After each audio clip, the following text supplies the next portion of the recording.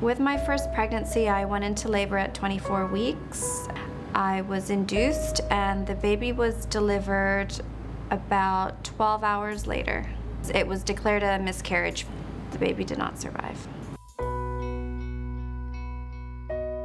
After the loss of the baby, I was still very hopeful that I would have another one quite quickly after.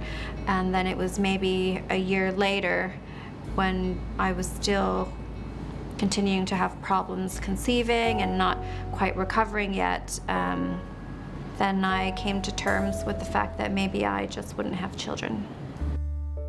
The cavity of Junia's womb was badly scarred, and the doctor did a surgical procedure on her to clear the scars. What I understand is that the robot hands actually went through the stomach. I had 3 holes in the stomach. It wasn't painless, but I think if it was more invasive, it would have been a lot more painful. It was bearable. Junia thought her condition had destroyed any chances of her ever conceiving again, something she was upfront about with her second husband before they got married. At that point, I had already come to terms with the fact that I wouldn't have children. So that was something that we had talked about in the beginning, and he was okay with that. So then when I fell pregnant, it was a big surprise to both of us. It was a miracle to be sure, but Junia encountered another complication with this second pregnancy that also required robotic-assisted surgery. So when I was 20 weeks pregnant, my cervix started to open up a little bit, and we decided to put in a cervical cerclage.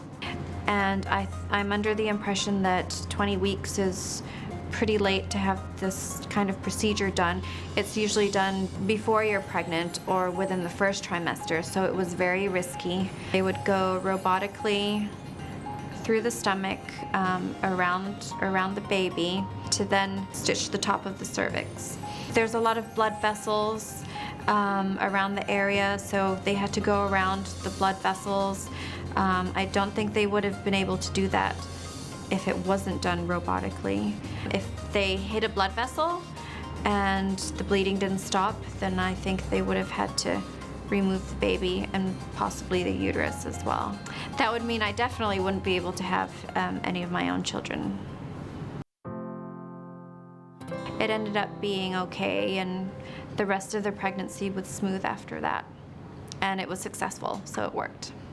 I was very afraid of how painful it would be when I woke up, but at the same time, we felt like we had to go ahead and do it, and it was our safest option at that point to continue on with the pregnancy and have the cervical cerclage put in.